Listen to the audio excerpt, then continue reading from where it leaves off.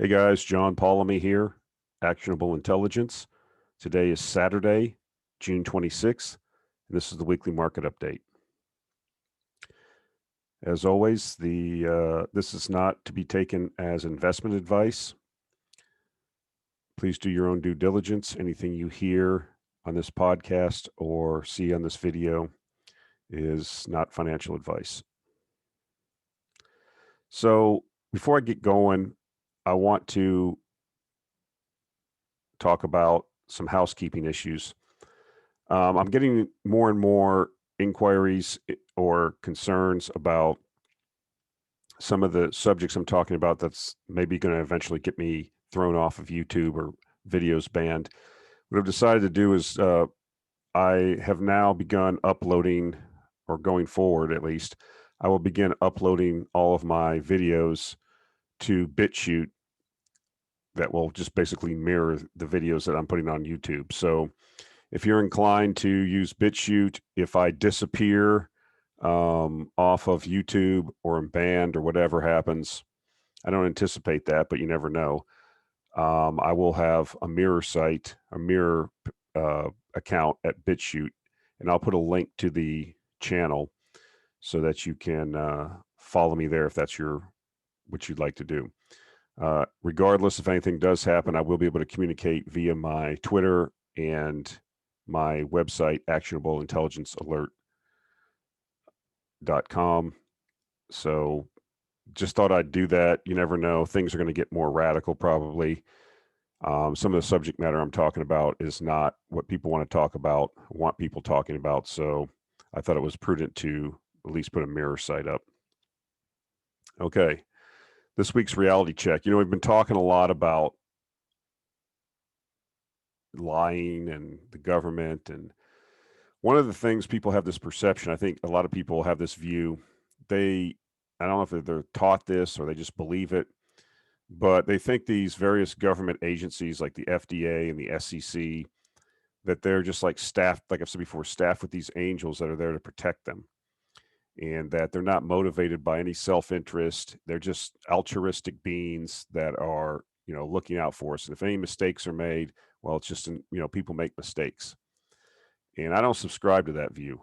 These people, like I said, I showed the other day, the lobbying, the rotating door between industry and the regulators, the regulatory capture that goes on by various companies and industries, where they basically, in many cases, write the legislation for regulations that are coming up. They're involved in that, and I can come up with example after example. I was reminded this week when I was reading another article about the FDA and the big boner they had with Vioxx, which was a Merck drug. And I wanted to point this out because there's a link to an article that catalogs a lot of the information. But this is an example of something that was an approved drug, and it ended up killing a lot of people, tens of thousands of people. It was taken off the market voluntarily. There was a bunch of litigation back and forth, and ended up really nothing really happened. Nobody was really put in prison. I don't really know if there was a lot of lawsuits. It kind of just fades to memory, right? History just fades. The news cycle changes, you move on to the next thing. But I thought this was interesting, and you may want to read the article. You may want to do some of your own research, because tens of thousands of people were affected by this. So, Vioxx was a prescription medication used to relieve signs and symptoms of arthritis, short-term pain in adults, and painful menstrual cycles. This was an FDA-approved drug. The FDA asserted that Vioxx received a 6-month priority review. It got a priority review due to the drug's potential for a significant therapeutic advantage over existing drug alternatives, specifically fewer gastrointestinal side effects such as bleeding. So a lot of people have been taking ibuprofen, aspirin, things like that to alleviate their joint pain. This drug came along, and one of the benefits was that would alleviate the joint pain, but you wouldn't have gastrointestinal bleeding. So studies showed that patients taking Vioxx were at greater risk of heart attack and stroke than those taking older pain reliever alternatives such as ibuprofen or naproxen, or those not taking any painkillers. At the time of its recall, Vioxx had been taken by some 4 million Americans. Out of those patients who took Vioxx, the arthritis drug may have caused approximately 140,000 heart attacks, resulting in an estimated 60,000 deaths, FDA investigator Graham.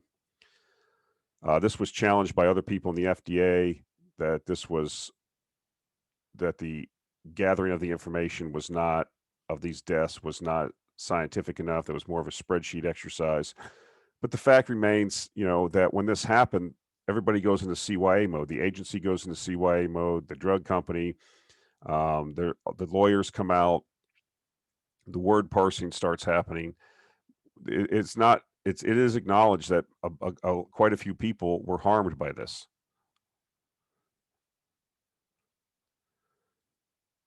This is what I want to point out. This is why I think a lot of times you don't get a lot of scrutiny around these things, because there's money involved. In the first 4 months of 2000, Merck spent $67 million on advertising for Vioxx, which was more than any company had ever spent to advertise any other drug at that time. So, as you well know, if you watch TV, I don't, but I remember, there's a tremendous amount of drug advertising that goes on. These drug companies spend tens of millions of dollars advertising these drugs. And it's a major component of, that's the business of television, right? To produce programming, and whether it's news or shows or whatever, and to attract advertising. And so I asked the question, if I don't know the total amount of drug company advertising as a percentage of advertising for these companies, but are you more prone to investigate these companies if they are spending this kind of money on advertising? Or are you saying, well, do you hide behind your lawyers and say, well, this was an FDA approved drug? Who are we? This is the problem that happens a lot, right? So you put your faith in these angels at these agencies, and then when it goes off the rails, everybody has plausible deniability. Well, the agency approved it. The SEC knew about Madoff but didn't do anything. It's not, you can go down the list. The agency should have known. The agency approved. So you have these bureaucrats there that may be or may not be, doing the best job, may or may not be influenced by the potential job they're going to get in the private sector, may or may not be influenced by the regulatory capture that goes on, the lobbying that goes on. And then, you have something like this happen, and then everybody goes into, circles the wagons and goes into CYA mode. In the meantime, tens of thousands of people are dead. Did anybody from Merck go to jail? I mean, I didn't have time to research what the lawsuits are. I'll probably take a look at that later on, but I'm sure there were lawsuits. Really, how was Merck harmed? Who paid? Who was held accountable? Who's responsible? The FDA was also under criticism for what some described as its seemingly cozy relationship with Merck. At a Senate Finance Committee hearing, witnesses described how danger signals of Vioxx went ignored. So, like I said, I didn't have time to delve into all the little intricacies, but this is just another example. And there are many examples like this. Like I said, I could just go week to week just talking about this stuff. And what I'm trying to tell you is if you place we had a similar situation this week. We've had anecdotal, now we've had several news reports of younger people having these heart problems that are pretty serious heart problems based on the taking of the disease that can't be mentioned mRNA serums. And originally, the World Health Organization came out and said that you should not be giving these things to 18-year-old people and under. That's a fact. They said that. Now, you will not find that on the internet now because it's been scrubbed. Why? The WHO is funded primarily, number one, by the United States government, and secondly, by guess who? The Bill and Melinda Gates Foundation. And so they rescinded that, they scrubbed it, but you can go to the Wayback Machine, which catalogs the internet, and you can still find that. So we have this just continues, and so we're being, why would they say don't give this to people? They had the FDA had an emergency, the CDC had an emergency conference to talk about this exact issue, which I didn't try to look the results up, but everything just continues, right?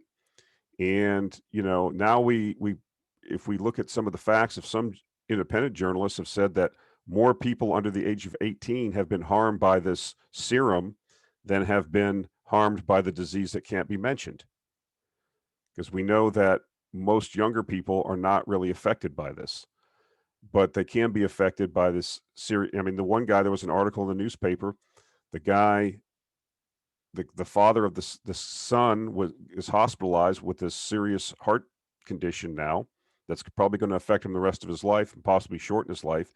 And the father's distraught because he kind of forced the kid to get it. The kid didn't want to get it. He didn't really need to get it, and he got it anyways. And so people would say to me, I kind of mentioned this, and people say, well, I've seen other people mention this on Twitter also, and the retort is, well, a certain amount of people are going to be harmed, but it's for the greater good. I don't buy that. I don't buy that the greater good's being served by a serum that's not approved by the FDA. They won't even approve it. It's an experimental use authorization, and none of these drug companies have any liability. That's crazy. That's crazy that anybody would take this. I just don't understand it. You are the experiment. You are the trial. Now, I guess I hope that it goes well for everyone. I really do.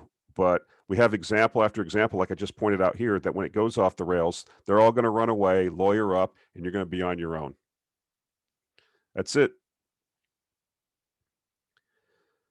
All right. So natural gas prices rallying globally. Matter of fact, they are making like decade and 13-year highs.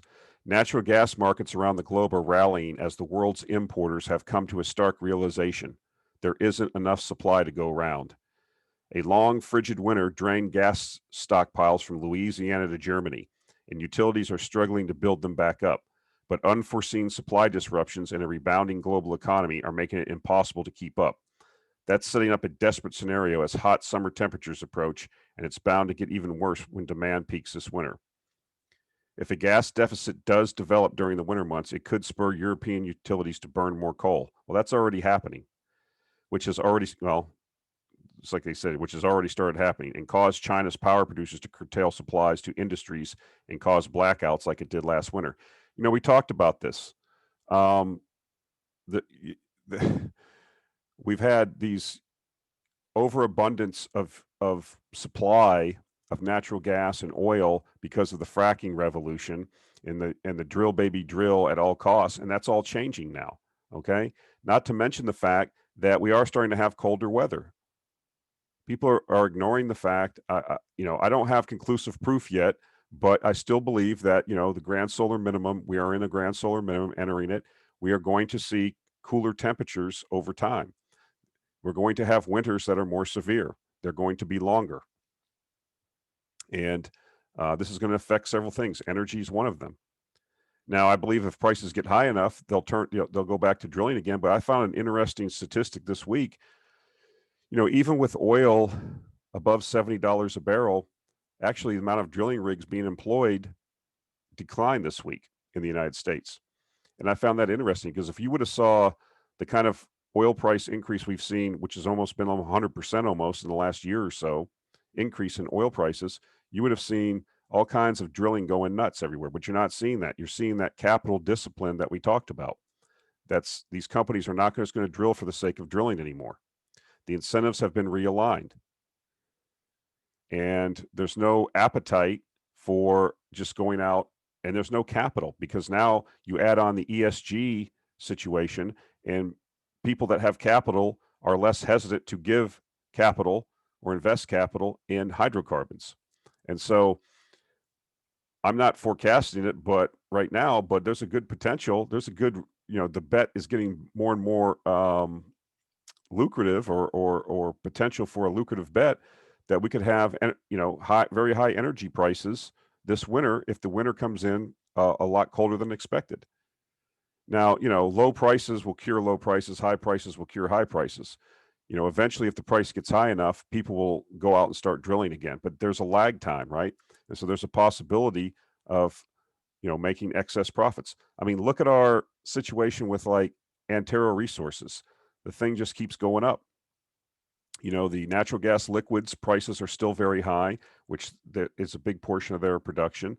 Now with gas prices going up, well into like the mid threes. And what if you get back to what we saw in the past, where you're up at $7, $8, or $11 a thousand cubic feet? I mean, you could have a tremendous run in some of these companies. I believe prices that high would get the drilling to spur drilling. But look at the other thing that they're talking about. The lack of natural gas, or the high cost of natural gas, is doing what? It's creating a situation with utilities where they are shifting back to coal burning. And here we go again. There's not enough coal either, because all the coal mines shut down. Well, not all of them, but a lot of coal mines shut down, and no one's going to invest in any new ones.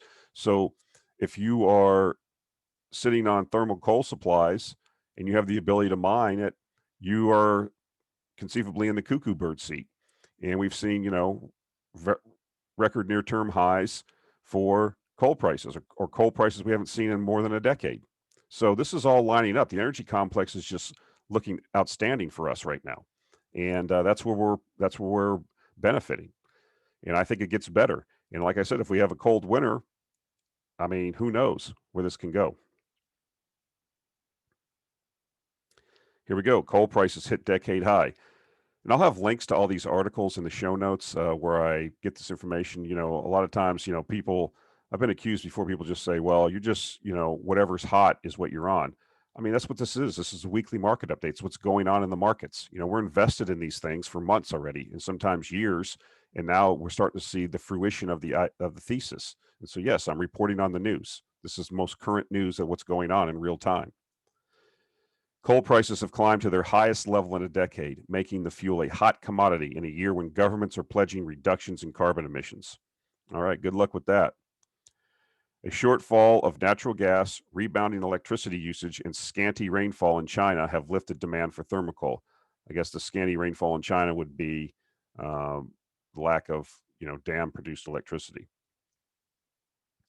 Coal delivered in Northwest Europe earlier this month hit its highest price since November 2011, having climbed 64% in 2021. Prices for coal exported from Newcastle in Australia, most of which heads to Asia, have risen 56%. And we've seen that. We've been reporting on it. And so over the next couple quarters, we should see some outstanding results from the coal producers. And like I said, I talked about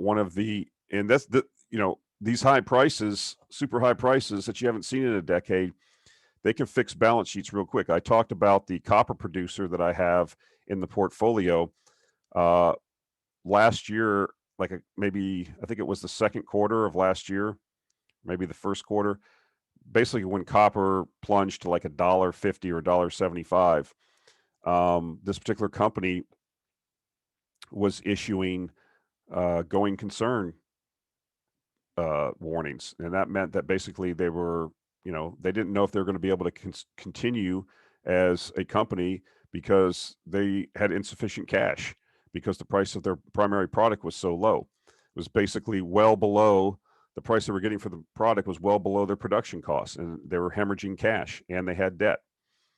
Now, fast forward a year later, year and a half, well, over a year later, and with copper at, over $4 a pound, now they have record cash flows and everything's all good again. So that's how fast these commodity producers can fix their balance sheets. We've seen the same thing in a lot of the oil producers in Canada that are in a portfolio. One of the things they've said is they're not really investing in new production per se. They're just reaping the benefits of these prices that have rebounded. And they're all saying the same thing, paying down debt, which is accretive to equity holders like ourselves. And then, as they pay down debt, returning cash to shareholders via buybacks and dividends. So, if these prices hold here, if they stay up here or go higher for some period of time, the cash flows that will be generated by these businesses will be tremendous. And I suspect that they will be manifested in higher share prices. That's what I would assume, at least. So it's very interesting. It's a really great opportunity. A lot of these things have moved already, and that's the thing that people need to think about. We kind of suspected these things were going to happen. We bought in. We always get in early, right? Because we're thinking ahead. And then the idea is, not popular, and people are like, why are you doing that? But you're buying it at cheap prices. I mean, you're buying things, and then when these things move, people come into the market and the thing's already moved 5 times. You're up 5x already. And then people ask me, well, is it still a good bet? Well, it's probably, it's not the same lucrative investment opportunity or speculation it was, 6 months or a year ago, but there's still upside, but there's not 10 times upside anymore. And so that's why it's imperative to get on these trends early. And it doesn't feel good. I mean, that's the hard part, right? That's why people are not successful, because it's like, you want me to invest, 6 months ago or a year ago, you want me to invest in coal companies? Are you nuts? I'm not doing that. You want me to invest in oil? Oil's going away. Are you nuts? Well, you see what happens. We determined that the premise was wrong. Hydrocarbons are not going anywhere for decades. And no matter what the governments in the West say, they can continue to say whatever they want in the United States and in Europe. The rest of the world is the majority of the population, and they continue to develop. As a matter of fact, a lot of these countries are in their middle of their S curves in their commodity demand, and this is where the most demand increases come from. So, we've already talked about it in the past, like the Minister of Energy in India saying that, we have the right to develop just like everybody else. And in order to do that, we're going to use fossil fuels. So the artificial cutback in supply caused by, ESG movements isn't going to affect the demand in these other places where the majority of the people in the world live, and where they're trying to get out of poverty, where they're trying to achieve higher living standards. Expect this trend in energy to continue. So this is a Morningstar article. Like I said, I have a link in the show notes. There's nothing really new in uranium. I don't talk about it anymore. What's there to talk about? You just sit and wait now. Hopefully you've got your positions. We had this situation the other day or maybe a couple weeks ago, where they thought there might be a nuclear incident in China, I believe it was. I believe that's where it was. It ended up being a big nothing burger. And, prices went down. I mean, that's your opportunity to buy more, take another bite at the apple. Like I said, this is another example, though, of not, you have to get in a lot earlier. There's already been a tremendous move in a lot of these stocks. It's not to say there won't be more of a move, but, the spot price is just, the price of uranium is only up, a little bit over $30 a pound. So there's a lot of anticipatory built-in price movement of the price of uranium into the stocks already. And so, we've got some stocks that are up 300, 400, 500%, something like that in the portfolio. Are they buys now? I don't know. They're not as lucrative as they were, a year and a half, 2 years ago, when but I still think that the uranium is going to make a new all-time high eventually. I don't know the time period. And so there's really not much to do if you've already bought these. Just talking about things over and over, the same things. It's just a matter now to let the supply-demand dynamics come into play. So this is what Morningstar said. Uranium offers a rare growth opportunity in metals and mining, says Morningstar Equity Report. Says a Morningstar Equity Report, noting that while China's structural slowdown could put an end to a decade-long boom for most commodities, it won't impact uranium. That's not necessarily true either about China. And then you still have to talk about India and everything else. But regardless, quote, we expect global uranium demand to rise about roughly 40% by 2025. That's crazy if that's true. A staggering amount for a commodity that saw next to zero demand growth in the last 10 years, says Morningstar Sector Director Christopher Inton, who forecasts new reactor capacity to drive the strongest uranium demand growth in decades. Yeah, that's what we've said. His growth projections are based on a quadrupling of China's reactor fleet and new reactors in India, South Korea, and Russia. I got news for everybody. Nuclear is the future on this planet for electricity production, regardless if you want to care about CO2 or not. This, I'm going to have another slide here in a minute by Michael Schellenberger talking about solar and solar waste and nobody's talking about that. And wind blade waste. I mean, you're going to see I believe, a growing reluctance to continue moving forward with so-called renewable energy as time goes on, as the intermittency and cost and unreliability asserts itself. And I think it will continue in the West. They'll continue down this road, but eventually the blackouts, the high prices, things like that will eventually sour people on this. And I think more and more people are going to gravitate to nuclear. We even saw it this week, even in Congress.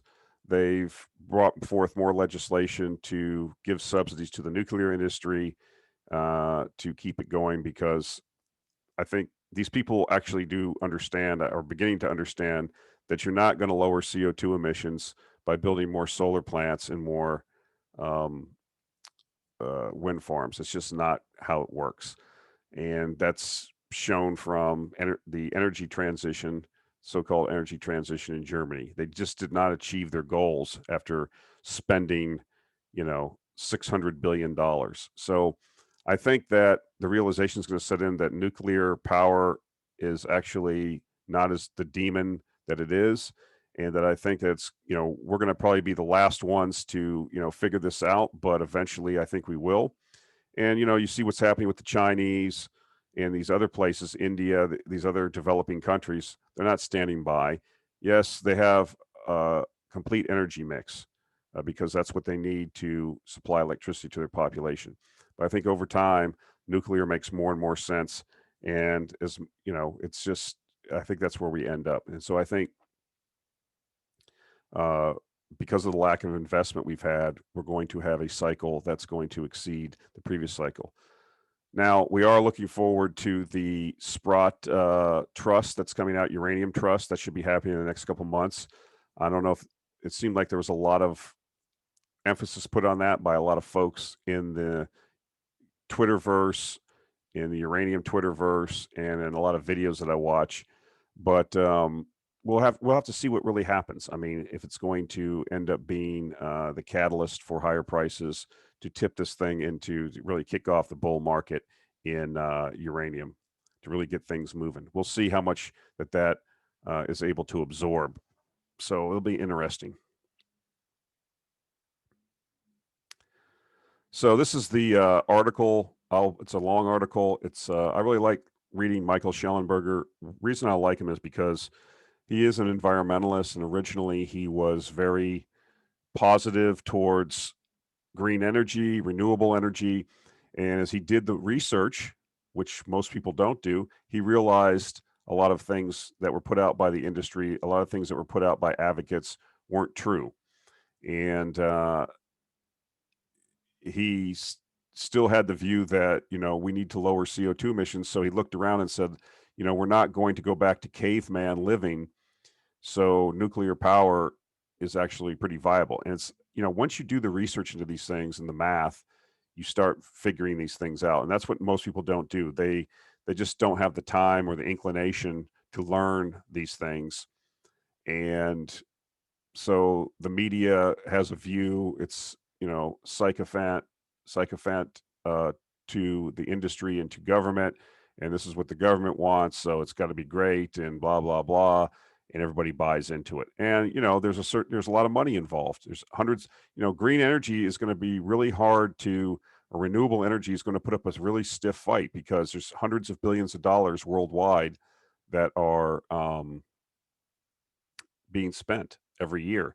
And it's not just going to go away. Okay, right. Well, it doesn't really live up to its projections. So we're going to, turn this all off and admit we made a mistake. That's not how things work.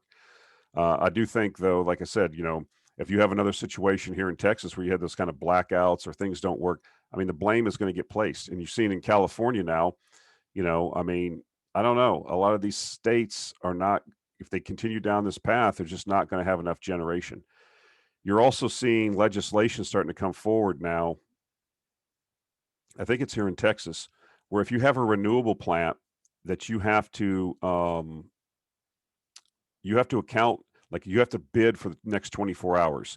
And that's very hard for a renewable plant to do, like a solar plant. they can't bid into the market power because they can't produce power at night. So in order to bid into the market for the next 24 hours, they would have to go out and contract with a natural gas facility, power plant, or some other power plant that's fossil fuel that's running, and then that will definitely raise the cost. And so what they're trying to do is say, okay, that's fine that you have this renewable plant, but you can't just force this into the market and then push these other fossil units offline. And then when a cloud comes over, they're supposed to ramp back up. No, if you want to bid into the market, it has to be for a time period. And if you can't meet your requirement because you're offline because of the sun or because of night, then you have to buy the power from somewhere else and market it that way. So I think you'll see more of that, especially if we have more of these blackouts and things. We'll see if this legislation gets footing, but that would definitely put the real cost. Now, the green advocates will say, well, what about the external costs of all the pollution, blah, blah, blah. Well, I mean, that's what they're proposing carbon taxes for. So we'll see how this all shakes out. But I think one thing to note is energy prices are going higher. So anyways, to get to this article, which is very long, and I'll put a link to it. It's pretty good. Solar panels, everything they said about solar was wrong. That's the basically the tenet of the article. Solar panels will create 50 times more waste and cost 4 times more than predicted. New Harvard Business Review study finds. That's from Harvard Business. These are business professors that did this review. But the volume of solar panel waste will destroy the economics of solar, even with the subsidies, they say. By 2035, write the 3 economists, discarded panels would outweigh new units sold by 2.56 times. In turn, this would catapult the levelized cost of energy, a measure of the overall cost of an energy-producing asset over its lifetime, to 4 times the current projection. The solar industry and even supposedly neutral energy agencies grossly underestimated how much waste solar panels would produce. So it's a long article. I suggest you read it. He also talks about, the blades from turbines over the next 20 years. We're going to have to find landfill space for 720,000 tons of discarded blades. Now, the retort is, there's somebody out there when I say this is already saying, well, wait a minute, we can recycle these. We can force them to recycle it. What you need to understand is they already do recycling. And in some cases in Europe, they force the companies to account for this in their costs. The problem is it costs a lot more money to recycle the panel than the recoverable elements that you get from the panel, because panels are mostly glass, and the small amounts of metal in each panel, it's not worth. That's why they haven't been recycled to this point, because it's not worth it. It's easier just to throw it away and get another one. The other thing they're beginning to find is that the panels don't last as long. They degrade much faster than people thought. What's the other knock? Well, we talked about it last week or the week before. What's the net benefit economically to the United States? We don't manufacture these things here. A lot of the elements that we need to make these are mined and processed in China. China controls 70 to 97% based on what material you're talking about of the supply chain for these panels, and they're manufactured in China. So they're getting the net benefit. So then you ship them over here, and then you have low-skilled or semi-skilled labor for a period of, 6 months to a year, putting the plant together. So you have some jobs there, 300 or 400 jobs for 6 months to a year building the plant. And then you have, an ongoing, an ongoing 6 or 10 guys or whatever, a few guys that operate the plant. So what's the big net economic benefit for all this? Now, if you build a nuclear power plant on a small, couple hundred acres, you've got hundreds of people working there. They're highly skilled. They're highly paid. The infrastructure, the support that you need in industry to support that is all high tech, and heavy manufacturing that has good wages. So there's all this benefit to, in my view, moving towards nuclear. And I think that's what we will. But I'll put a link to this article, and it's very thought-provoking. Okay, grain analyst goes missing as China hides failed crop news. I mean, this is almost like a James Bond movie, right? I mean, so China's decisions around its agricultural policy are becoming increasingly murky, with news of arrests, secrecy, and claims of cover-ups. Independent analysts who report on China's grain industry have reportedly been arrested and their online businesses shut down to stop them from telling the truth about the country's below average crop. Quote, they don't want the whole world to know that they need grain and they are in a bit of strife, so they are very closely regulate the information that is released. Well, that's what a communist type government would do. And we do know that they had crop failures. We do know that crop failures continue. We see the amount of grain that they're importing. I've reported on this before. And so you don't want information getting out about the true cost, because that could force prices higher, right? I mean, if everybody knew the true extent and it's as bad as some people are saying, then grain prices would react immediately. So, and go higher. So, and they don't want the population there knowing either, because the thing you need to understand about China is they've had many famines throughout their history, and they are very, very conscious of this, and they're very, very, it's kind of in their cultural history, if you will. And so I can see why they would try to hide this stuff. In the end, the truth outs, right? Because, and then, what we're seeing is grain prices they're down recently. But we're seeing reports out of Brazil that rainfall has not been sufficient for the corn crop. So we'll see what happens. But I'm a longer-term bull on agriculture, and I think it's going to be part of this decade. This is going to cause a lot of problems, the price of food going forward for a lot of people around the world. Okay, I wanted to talk about this. I like talking about these. People are always asking me, what else am I doing around the world? Why am I doing it? Where are the opportunities? I'm a big fan of what's going on in Uzbekistan. I have large holding there. I believe in what's going on there. So far it's working out very well. And this is just one reason, right? Uzbekistan is the number 8 gold producer in the world. They cracked 100 tons of gold this year. It was up from about 96 tons last year. And they're not just a gold producer. They are, they produce a lot of other minerals and agricultural products and cotton and all kinds of things. One of the things, here's Uzbekistan on the map right here in case you didn't know. But one thing that is also going to benefit from is the new Silk Road, as, from China through here into Europe. That's going to be a major transportation hub it's developing as. So has a lot of good things going for it. This is just something I thought I'd throw up. It's a pretty good graphic. And, they haven't really scraped, because of the underdevelopment or the lockdown of the country since the collapse of the Soviet Union. There hasn't been a lot of investment, exploration, all these things, right? So they have these huge mining companies there in Uzbekistan, which I'm hopeful that they will privatize over time. But the level of investment, exploration has not been up to world standards. And I suspect that will change over time, as indicated by the next slide. So Uzbekistan significantly increased its output last year from 94 tons to 101 tons, the first time it's exceeded 100 tons in 1 year. The Central Asian country is home to, I can't pronounce the name of this mine, the world's largest open pit gold mine by area. The project, which also contains huge deposits of turquoise and arsenic, sits atop what many geologists believe could be the biggest gold reserve in the world. Well, that would be just terrific. So, yeah, I mean, this is a country that has a young population, like I said before, low debt. It has a manufacturing base. The Soviets spent a lot of money there. Population's educated, it's young, and it sits right in the middle of the new Silk Road, and it's endowed with a lot of natural resources. And they're privatizing, they're deregulating, they're doing all the things they need to do to unleash positive economic forces. And I think this will continue. And I think it's a good place to invest. It's not, like I said, it was better a place to go a year ago or 2 years ago, but I still think it has long-term upside. This is something that you do for the next 10 or 20 years. So what am I showing this chart for?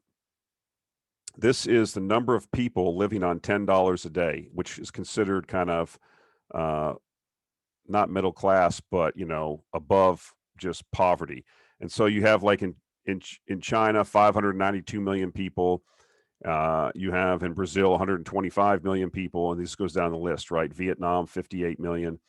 And you see a lot of these African countries down here where, you know, in South Africa, you only have 15.9. I mean, you have a very small population of people that are wealthy, a lot of people poor, but this is like people that at least have $10 a day that they're living on, which is not considered middle class, but, you know, above, you know, above subsistence, kind of moving into the middle class. And so what you have is potentially this huge population. This is what I'm counting on over the next 20 or 30 years. That's why I'm bullish on Africa. Not all the countries are the same. Some countries are liberalizing their economies. Some countries have a lot of corruption. There's almost like 50 countries there. Not everyone's the same.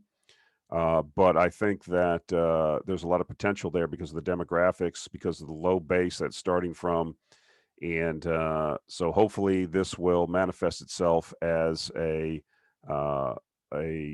source of long-term growth, kind of like where you were in Asia in the 70s and 80s, where nothing was really going on. You know, if you look at pictures of Singapore or Hong Kong or these places back in the day, Macau, they were just like nothing. And then the transformation. I'm not suggesting the same thing will happen in Africa, but the inertia is there, the capital will flow there.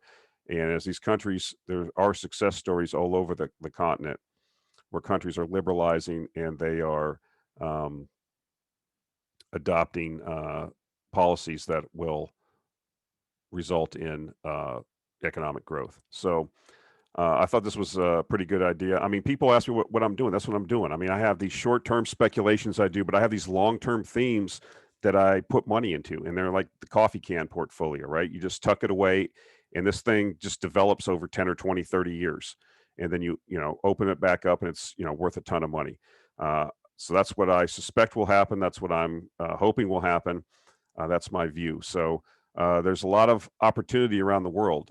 The problem with a lot of people is they have home country bias and they don't look beyond their own borders. And that is not the best way to look at things, especially in this day and age where the ability to invest and interact with people over the world is easier and easier. So that's what I encourage people to do. All right, guys, that's it for this week. Appreciate it. And we'll talk to you next week.